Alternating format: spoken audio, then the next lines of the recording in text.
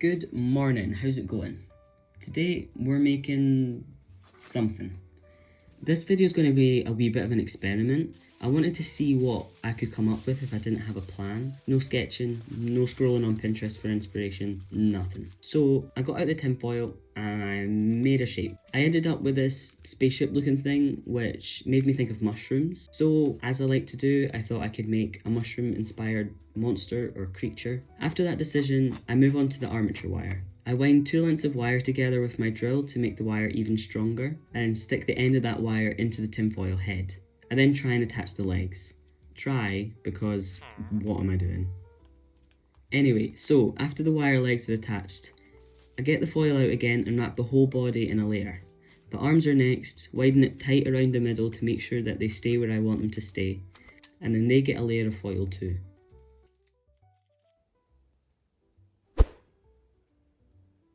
After the first initial layer of clay is on the surface, I start with the head. Mainly because this was the part I was most excited about and had the clearest image of what I wanted in my mind. So far, this has all been the same day of continuous work, so what you're seeing is me working it out as I go, the only pre-planning being the time I spent putting the foil onto the wire. So, trying to make my life easier, I start with the head. The thing that most stuck out to me when thinking about this was the texture. I love adding texture to sculptures, especially when making creatures that don't exist, because you can just go all out and no one can tell you that you're doing it wrong.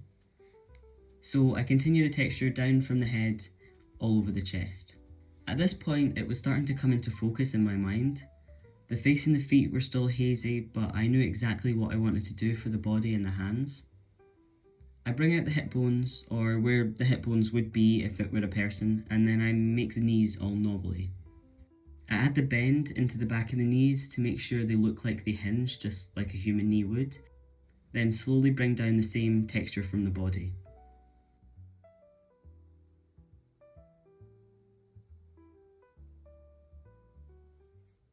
Sculpting day 2 was all about the arms and the hands. I make the elbows equally as knobbly, then thicken out the right arm as it was slightly thinner than the left. This was a product of unequal foil coverage from the first step that I foolishly disregarded as a problem until it actually became one. I then continue the texture down the arms as well. I really enjoyed emphasising the divots along where I imagined the musculature would be, but I did avoid taking it down too low on the arms because I knew I needed to be able to blend the hands in later.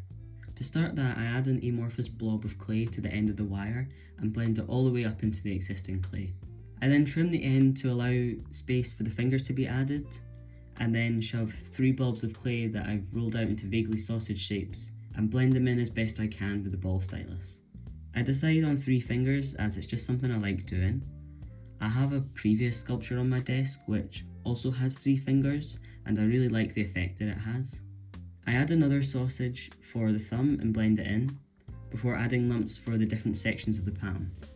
This is my favourite part of the hand making because as soon as you fill out the form, the hand becomes less of a 4 pixel base shape and more like an actual hand. I add the creases on the fingers with my X-Acto blade, then move on to the back side of the hand. I add a blob for the thumb knuckle and a line of clay for the knuckles along the fingers. Again, I'm using a ball stylus for this.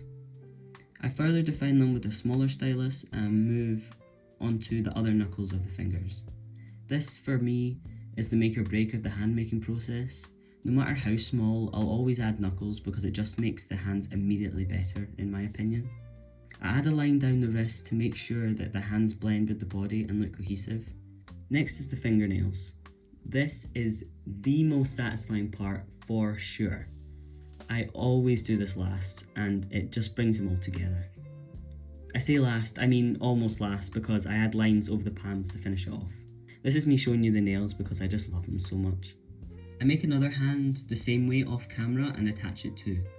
If you notice, I've also adjusted the pose slightly. Kevin is going to be, he's called Kevin by the way, he's going to be walking, so I've moved the legs and arms to be more dynamic. For the feet, I add more foil to the empty wire sticking out the bottom of the legs to give my clay a base to stick onto. It then gets a layer of clay which is smoothed out before I add a heel to the back. I add toes in much the same way as I did for the hands, then blend them into the foot. Because I had no idea what a foot would look like with only 2 toes, and I'm absolutely not brave enough to Google that, I just sort of winged it and kept adding clay until it looked sort of right. Then the knuckles get fleshed out and the connection at the ankle made a bit smoother. It's hard to tell from this angle, but the foot was looking real awkward, so I was trying to fix that. I try and add an arch to the bottom of the foot with a loop tool, and then go back to adding knuckles. If in doubt, add more knuckles, it works every time. The nails were made in the same way as the fingernails, which is just a good time, I would recommend. Then I go rogue and add another toe.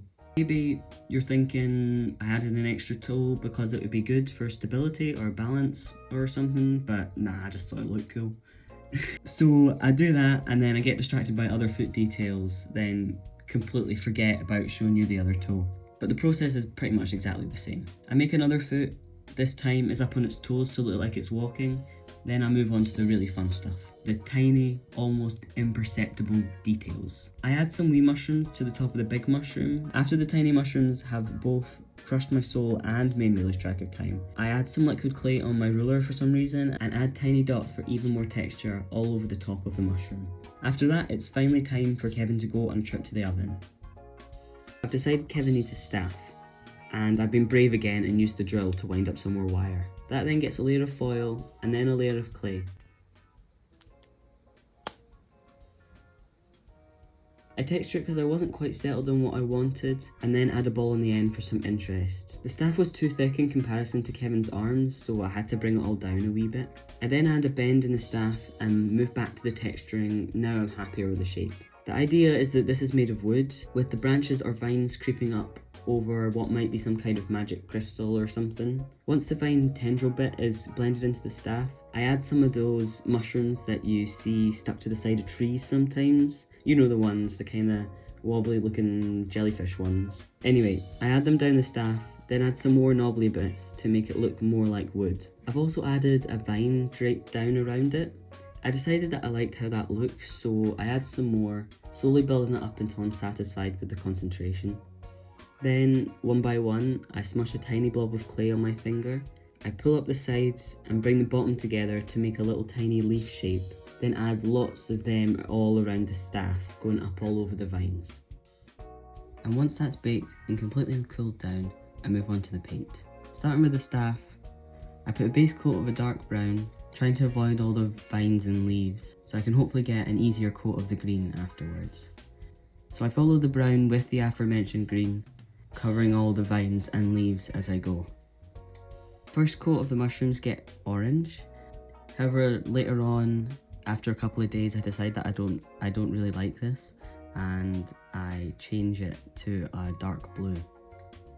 Moving on to the mushroom man, the top of the mushroom gets a dark red base coat, as well as the hands and the feet.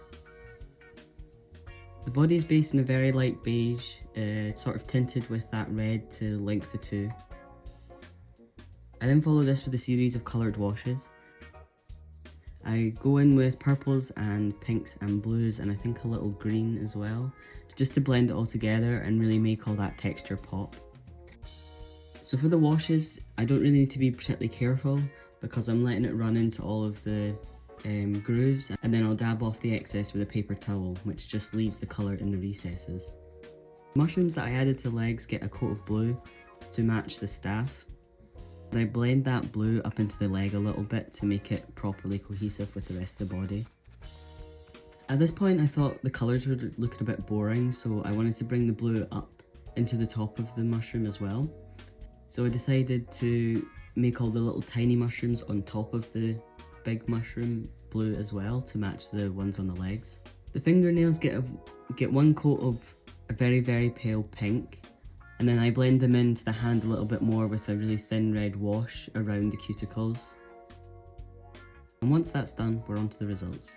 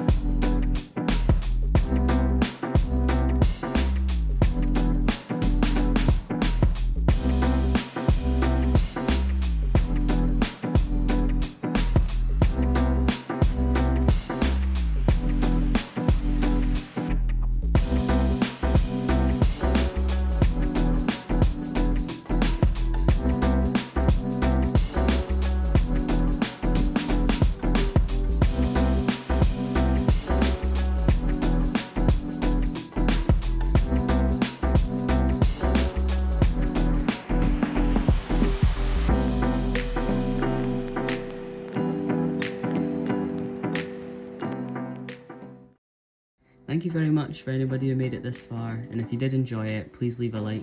Feel free to leave a comment, tell me what you think, and if you have any other ideas or anything else that you'd like to see, leave that down there too. If you're interested in some behind the scenes or other things that I've been making while away from YouTube, check out my Instagram, I'll leave it in the description below. Thanks again, I hope you have a good day.